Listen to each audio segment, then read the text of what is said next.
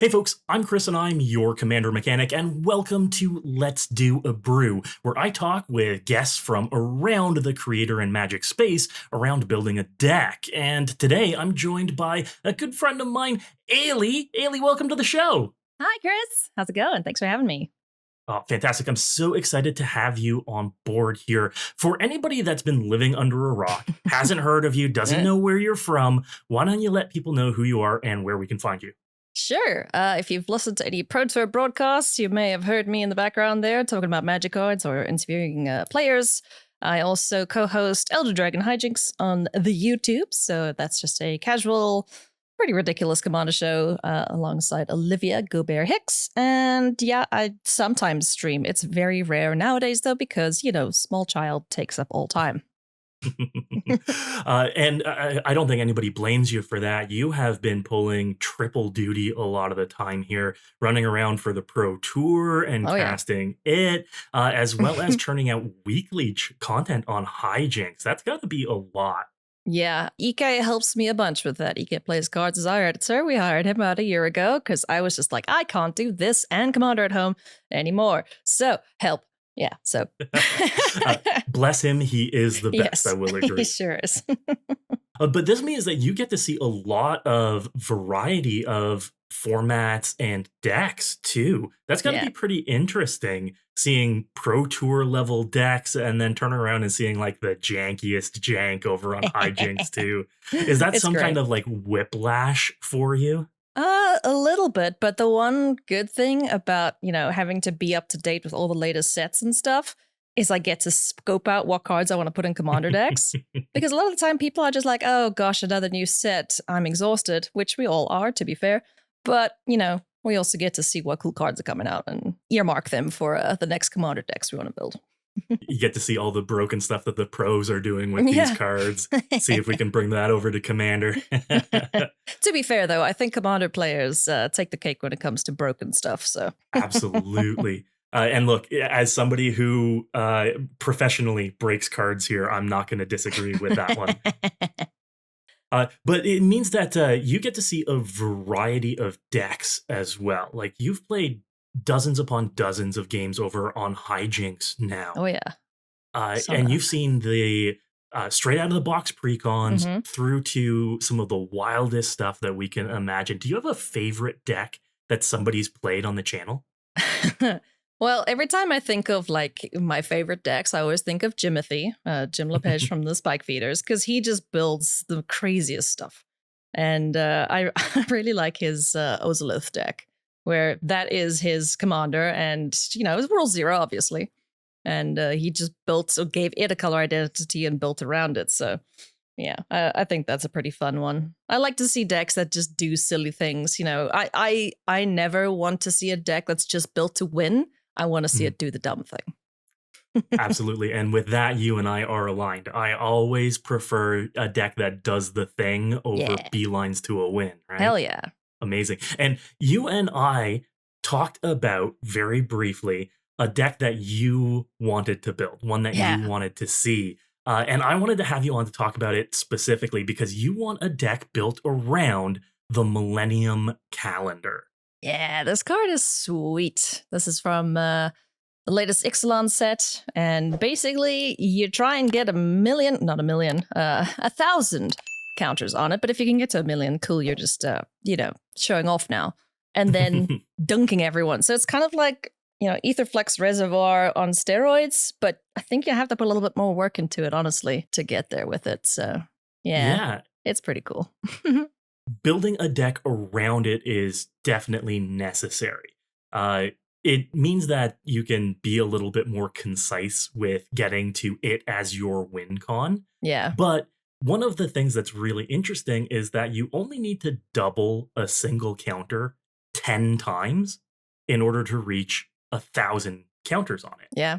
Meaning that's something that you can achieve pretty easily. It sounds pretty daunting to put 1,000 counters on something, but if you can untap and double the counters on it a couple of times, you can achieve this pretty well.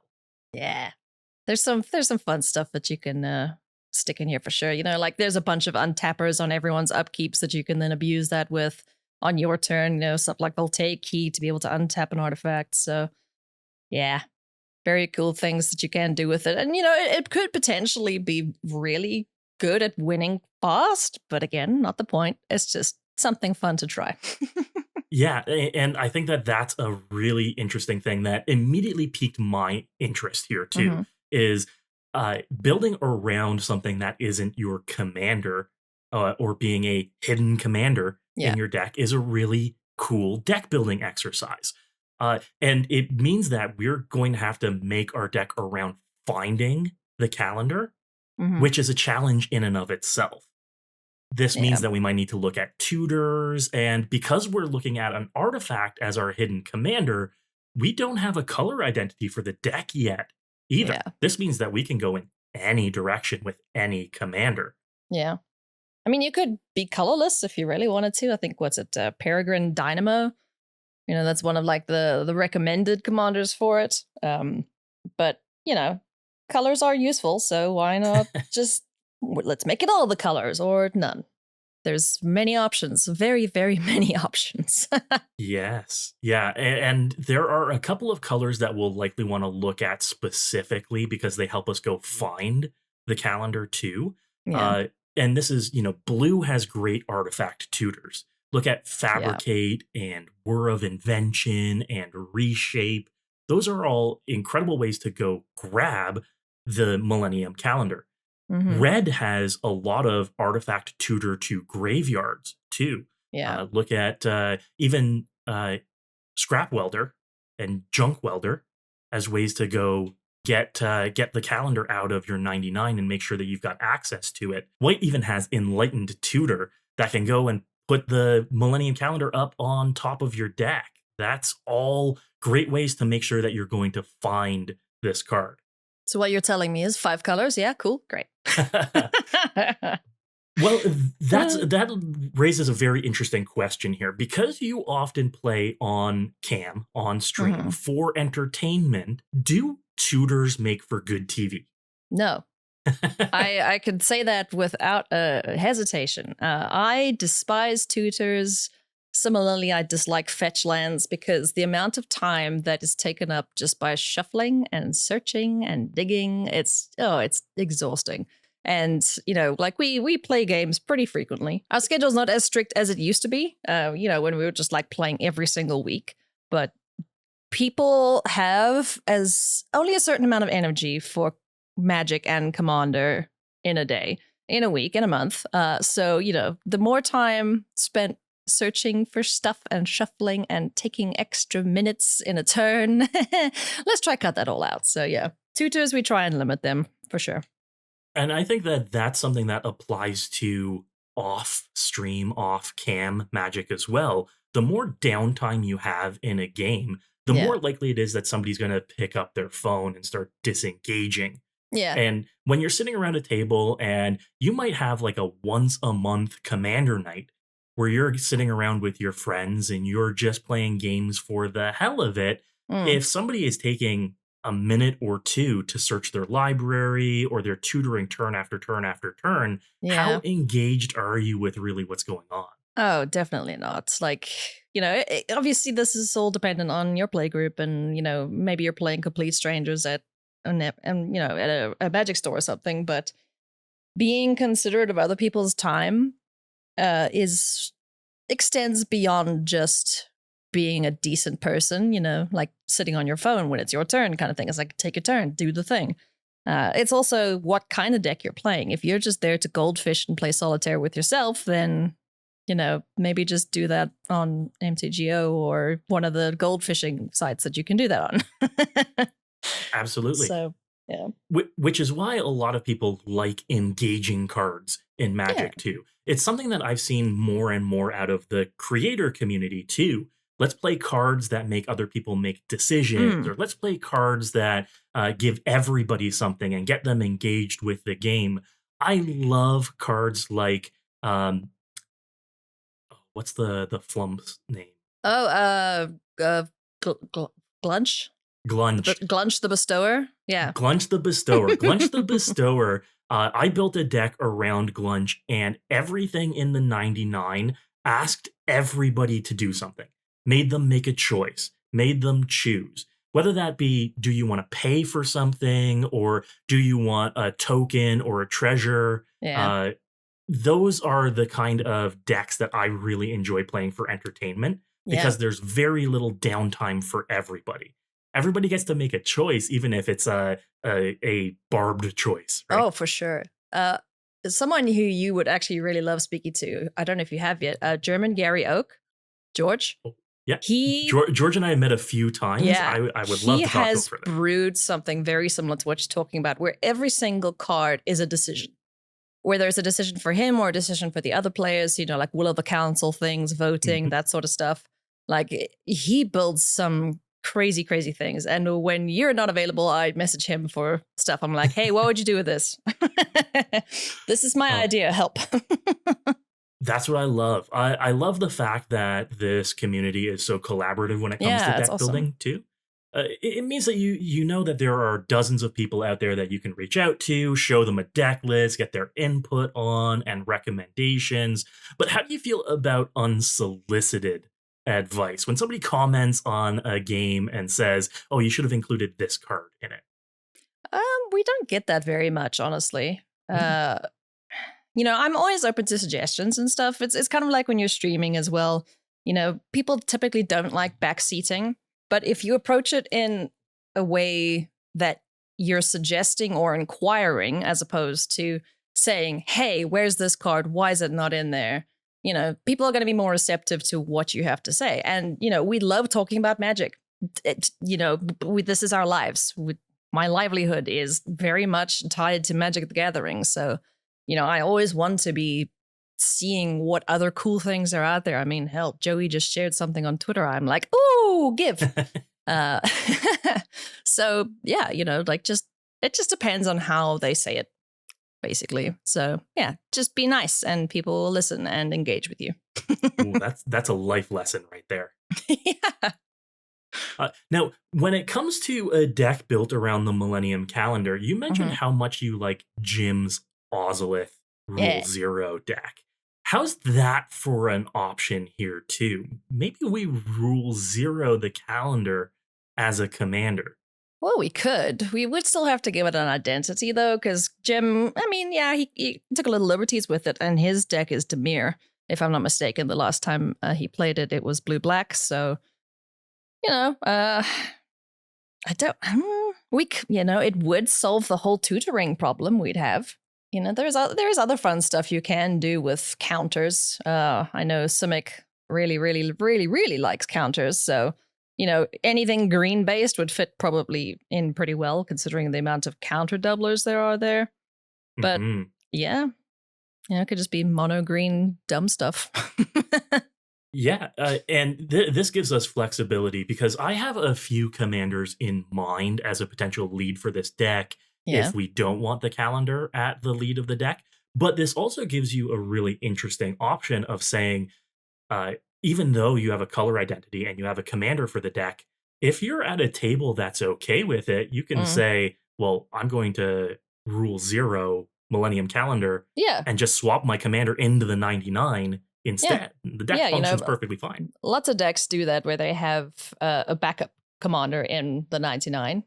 Just in this case, it would just be up to the table. So you have something legal at the helm, but it's not the actual problem that you have to deal with. Right. I had a Luxior Giada's Gift Rule nice. 0 commander, which was a Parry the Pulverizer alternate commander, which was all about turning things that shouldn't be creatures into creatures and then putting Luxior on it. And that ended up being really fun. I think that a lot of people would enjoy that pivot, that cool deck building exercise of, instead of a commander, what can I put at the lead of this deck? Yeah. And, people have wanted to build decks based around just their favorite creature, for example. So I see nothing wrong with it, honestly. And hey, you've got the blessing of 2 RC members. I do, yeah. Argue with me now, internet.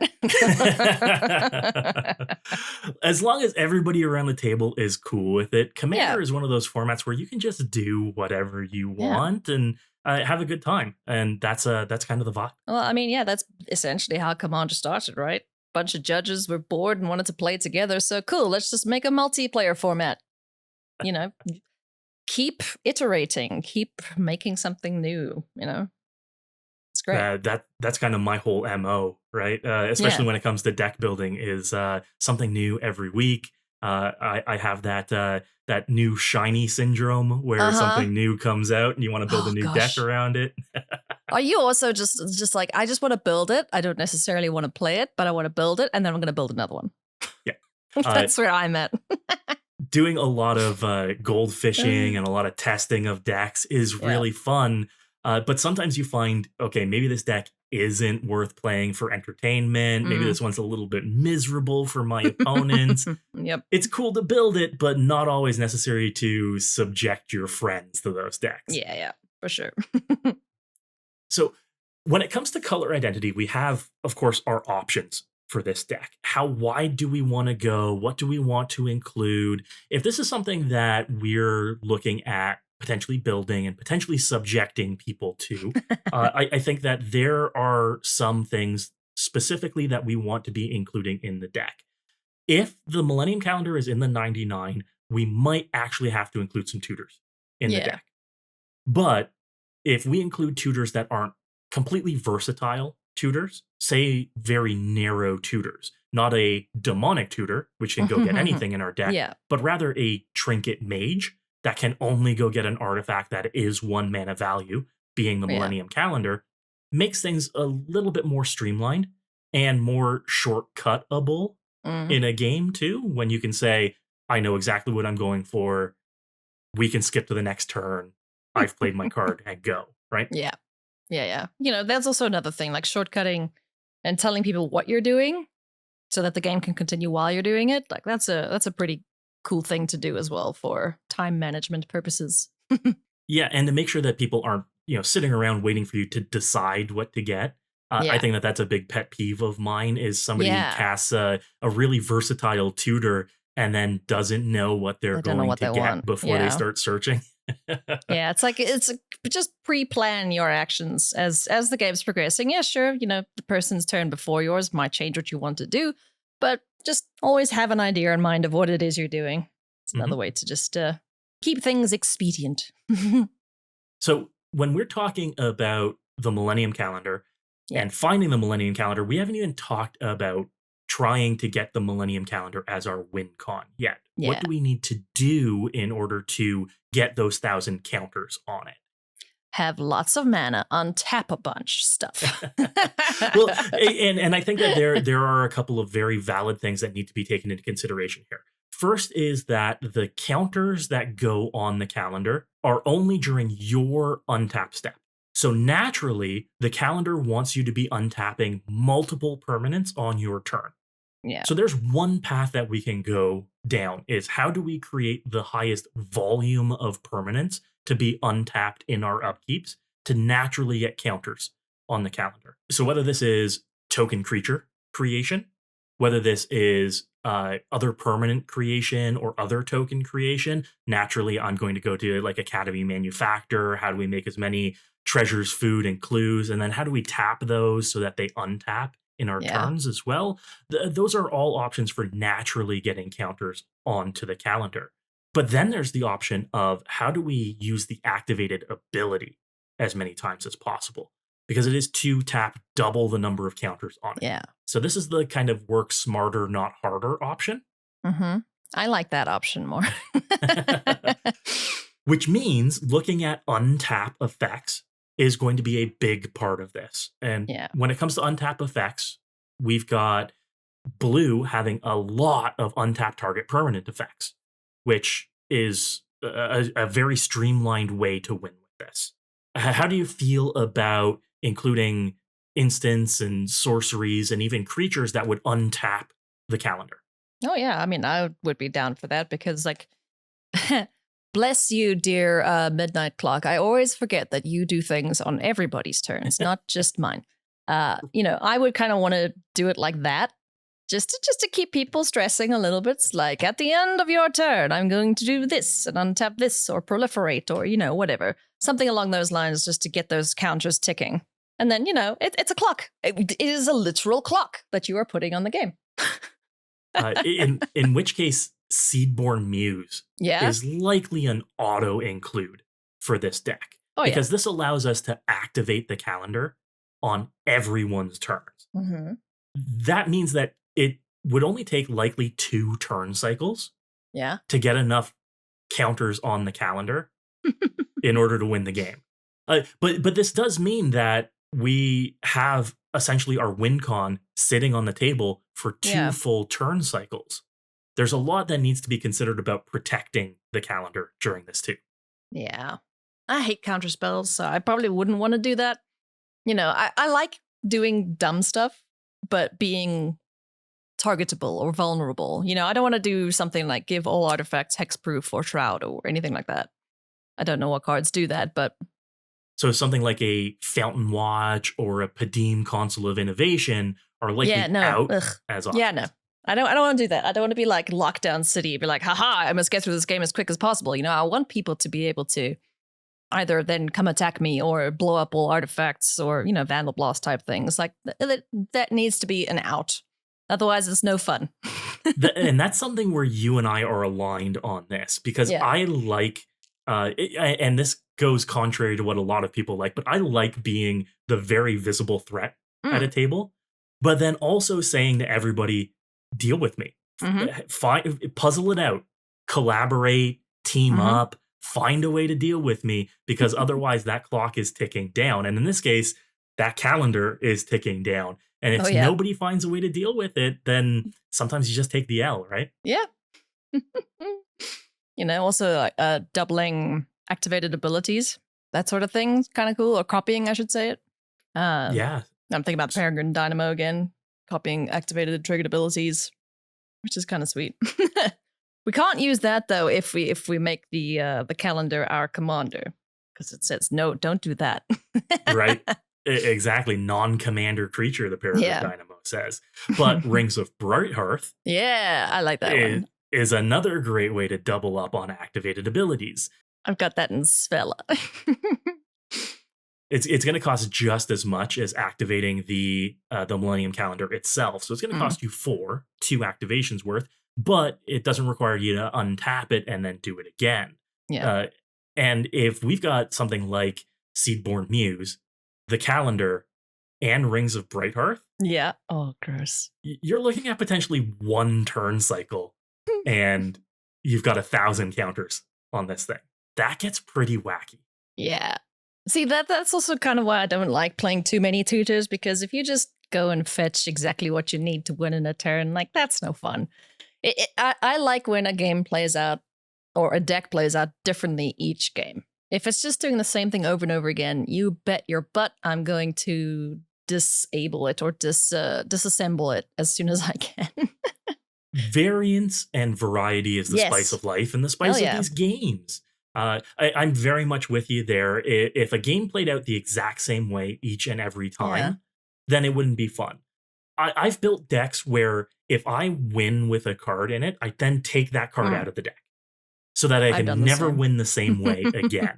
And that makes it very interesting, because after playing the deck a few dozen times, if you've won 5 or 6 times with that deck, suddenly you're looking for other cards to add into the deck. Yeah. What can I win with? What can I do differently here? And I think that that's a way to keep your decks fresh and keep them experimental, keep them interesting. Yeah, that's one of the reasons I haven't bought a Creative Behemoth, for example. It's because, like, everyone knows it's coming. It's boring as all hell, but sure, whatever. Trample us to death. Exactly. And a lot of people will see those common win cons and get bored of them in a game. And it's one of the reasons why, even in the non-content space, people look at something like Thassa's Oracle and say, "Oh, this again? Boring." Yeah, this again. You don't want a rare to become common, if that makes sense.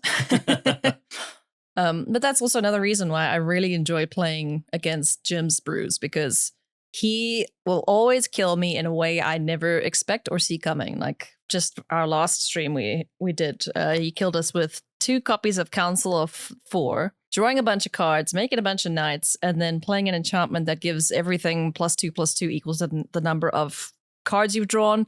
Like that takes a lot of work, but he did it and it was great. And we all died. Yeah. And it's those decks where you've got to assemble the Rube Goldberg machine. Yeah, precisely.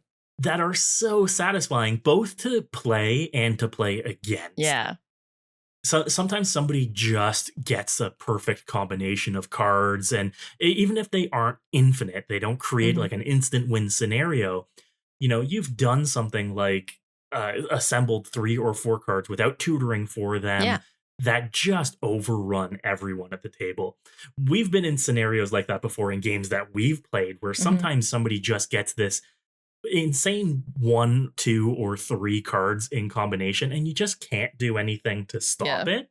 And that can be interesting. We famously just lost to Talia on one of our episodes to Yargle and Multani with hot soup on it, and just couldn't do anything about that. Oh no, that was ridiculous. Sometimes you just take the L, but it still makes for a fun game and an entertaining game. And that's another one where the 3 of us, Olivia, yourself, and me, were looking at each other like, do we have something to stop this? How can we stop this massive unblockable attacker? Yeah, where's our removal spells? Where's our interaction? In the deck. Right. You have to draw it. Circling back to the deck that we want to build, I think that's a very interesting thing here too, is that we can assemble a bunch of cards together that are synergistic and point towards things that the Millennium Calendar does, but also work without the calendar. One of the potential commanders that I have earmarked for this deck is Vorel of the Hulklade. Yeah, this is another one that a lot of people look at when it looks at Millennium Calendar, because it's essentially another activation of the calendar in the command zone. Yeah, I mean, Vorel is pretty powerful. The only person that I've played against with this deck is Smallland. This is like one of his decks, and he's done some ridiculous stuff with this. Just counter-based synergies, making massive prime speaker Zaganas, that sort of thing, and just, it's crazy. Simic certainly knows how to make big dumb stuff. Right. Well, Simic also has a lot of ways to untap permanents. We talked about Seedborn Muse. Blue has a lot of sorceries and instants that untap permanents too. And we also have things like Kiora's Follower, which is just untap another target permanent. I think I put this in, what deck was it? It was a Teamer deck. I think it was Maelstrom Wonder or something. I don't know what I was doing with it in there, but it's just there to like untap something that's making me mana. I don't know. But yeah, it's a really cool card. So when it comes to green, we have a lot of options for mana dorks that care about counters too. This can be really interesting because these are creatures that can make us a lot of mana at once. I'm talking Kami of False Hope. I'm talking Gyre Sage. These are ones that if we have untap effects, there's an overlap of synergy. Here is if we aren't untapping the calendar, we can untap these mana dorks and ramp out of control. Yeah. But then what's the big payoff if we're not doing calendar things? That is a fantastic question. What are we pumping all of this mana into? Do we consolidate our alternate win cons? If we have Millennium Calendar in the deck, do we do something like Helix Pinnacle as well? Do we do something like a Simic Ascendancy as well? That's fun. There are 3 different alternate win cons that all point in the same direction that can all be in the same deck. Yeah, I like that, but if you, I think you should have like a order of win cons, right? So first prize is Millennium Calendar, and then Helix Pinnacle, and then Simic Ascendancy or whatever. So I think that's pretty sweet. Sometimes we're just going to have the Millennium Calendar removed. It's going to be gone, and we aren't going to have a way to get it back. So what's plan B? What's plan C? Yes. I am famous for, in my decks, ensuring that you've got 3 game plans. And I think it'd be really interesting in a deck like this for your 3 game plans to all be 3 different alternate win cons. That sounds like it's really fun. That does sound fun. One other thing, if you don't have your own win cons, you could just steal your opponents. I mean, blue likes to steal things, and if we have that much mana, X could be 10 or 12 or, what's a doppelgang? That. If we're making Simic, we got to put that in this deck. You are speaking my language now, because you know how much I love making copies of things. And because Doppelgang can target your opponent's permanents, you can just make copies upon copies of what they have on the board, especially if we are in this tap and untap mode where we can make a lot of mana and pump it in. We could also include spells like Mass Manipulation, which is another double X, gain control of X target creatures. There's a Stolen by the Fae as well, which is bounces and makes you a bunch of 1/1s. These are all ways that we can use a lot of mana and be potential alternates in the deck for things to do if game plan A doesn't really pan out. Yeah, and there's a bunch of cards now that care about X spells. If we are putting cards with X casting cost in the deck, then Unbound Flourishing is an enchantment that essentially gets us twice as much out of our X spells. That could be fun. I don't know what we're doing with all this X, but it sounds like a good time. If we do end up going heavier into X spells, there is a Teamer commander that cares about X spells. Yeah, Magus Lucia Kane. I'm probably butchering that name, but she's from the Warhammer decks. And she's got, Psychic Stimulus, where she adds colorless mana, so mana dork, haha. When you next cast a spell with X in its mana cost or activate an ability with X in its activation cost this turn, copy it. So, it's a little bit of a payoff, but it's in the right colors. Just add some red in, and then we can do things like you mentioned, like the goblins that go and fetch the artifacts, that sort of thing. Yeah, and if we want to include black instead of red, there's also Zaxara the Exemplary, too. That's the Hydra that adds 2 mana of any color, and when you cast an X spell, you make an XX Hydra token. Oh, okay. That also plays a little bit into our potential counter synergies that we have too, since these Hydras are 0/0s, they get +1/+1 counters on them. If we're including something like a doubling season in the deck, then you're getting bigger and bigger Hydras. So there are options there for, so far what we've discussed is Simic, Teamer, and Sultai. Let me throw another potential at you too in Naya. Because there is a Naya commander that I initially looked at for the Millennium Calendar, and that is absolutely one of my favorites. It's Shalai and Halar. Oh, yeah, they're cool. I forgot about them. They're very cool. Yeah, Shalai and Halar is a big option here, because if we're doing +1/+1 counter or counter synergies, then they start doming opponents when you put counters on things. And if we're looking at doubling counters, and granted it is only +1/+1 counters, so it's not going to be the charged counters on the calendar, but if you are putting +1/+1 counters on your creatures that are in the 99, then this is a great way to get a little bit of reach and a little bit of extra damage. Yeah, if you don't get the calendar death, then these two, this card will be able to take care of your opponents for you. Yeah, this card's sweet. I like it a lot. I do too. I've built a bunch of decks around them. I really enjoy them. But one of the reasons why I enjoy them so much is because they can be a win con in the command zone that isn't necessarily attacking. They synergize with everything that you might have in your 99, and they get you incremental value along the way. Can you imagine playing this late game, like when a creature enters and you put a counter down, like a Great Henge or something, and then you double that counter, and it just keeps like, and then boom, one hit wonder. Exactly. you get something like a Hardened Scales and a doubling season, and then you start doubling the counters on creatures. Then things get really wild. Oh boy.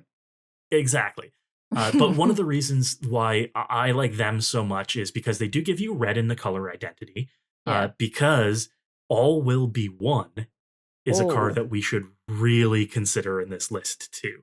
All Will Be One is a win con with the calendar that isn't the calendar's win con. Because All Will Be One, unlike Shalai and Halar, doesn't care what kind of counter is placed on a permanent. Yeah. It is any kind of counter. So if you start doubling counters on the calendar and you get up to 200 or 300 counters on it, granted that's still a ways away from 1,000, every activation you get to be throwing 200 or 300 damage at an opponent. This card is really cool. I like it a lot. So this is just becomes like counters dot deck. Basically, if we include blue for untapping, green for counters on our creatures, yeah, and red for potentially artifact tutors and All Will Be One in the deck, then we're looking at a teamer list for this. I kind of like the sound of a teamer deck. Not gonna lie.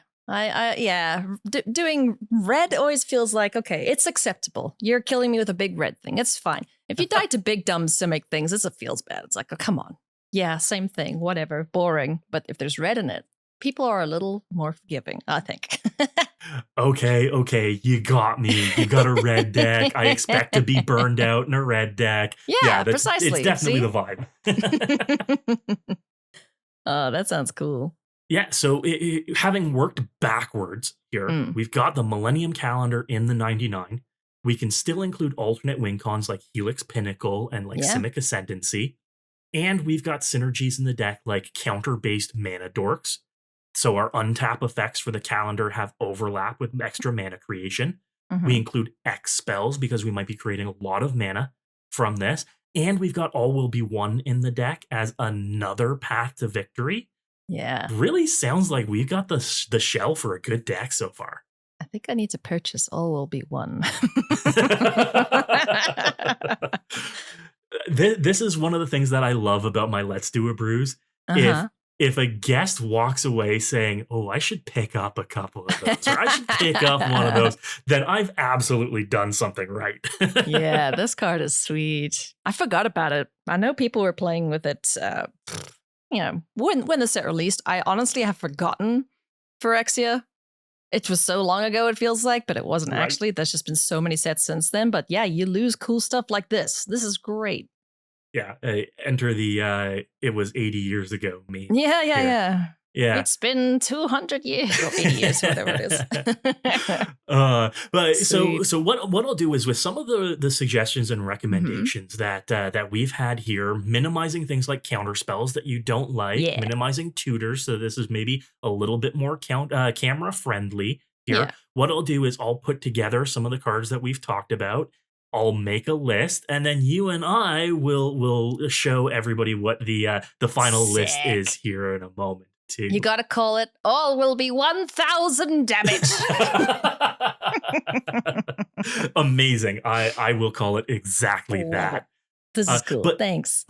This has been fantastic. Eilidh, thank you so much for coming out. Why don't you remind everybody once again where they can find you? On the internet. Yes, I am one of the co-hosts of Elder Dragon Hijinks. It's a weekly commander show where we just do dumb things and sometimes someone wins a game. I'm also a commentator for the Pro Tour, so if you like competitive Magic and want to see what the pros are playing with, then you'll probably see me there too. And yeah, I like cat pictures, so that's probably what my Instagram is at the moment, just cat pictures. But thanks for having me, Chris. This was fun. Thank you for coming out. I look forward to the next time we get to jam some games. Yeah. Ooh, I'm going to build this, and we're going to play, and I'm going to kill you first. Is that fine? That is 100% what I would expect from this kind of thing. Hell yeah. All right. Okay, for everybody out there, let's take a look at that deck list. All right, folks, here's our brew. True to Eilidh's wishes, we've kept counter spells and what many would consider staples out of the list. No swan songs, no heroic interventions, or anything of the like. But we've got multiple avenues to victory here, with 3 alternate win conditions in the list, lots of counter synergies, and plenty of X spells to synergize with our commander. The overlapping pieces, those that work well with any or all of those strategies, is what makes this deck really hum. And if you want to see the full list, head over to my sponsor, Moxfield, and while you're there, be sure to follow my profile. And while you're here, check out these other videos, including hot deck techs and more Let's Do a Brews. And as always, folks, good luck and have fun.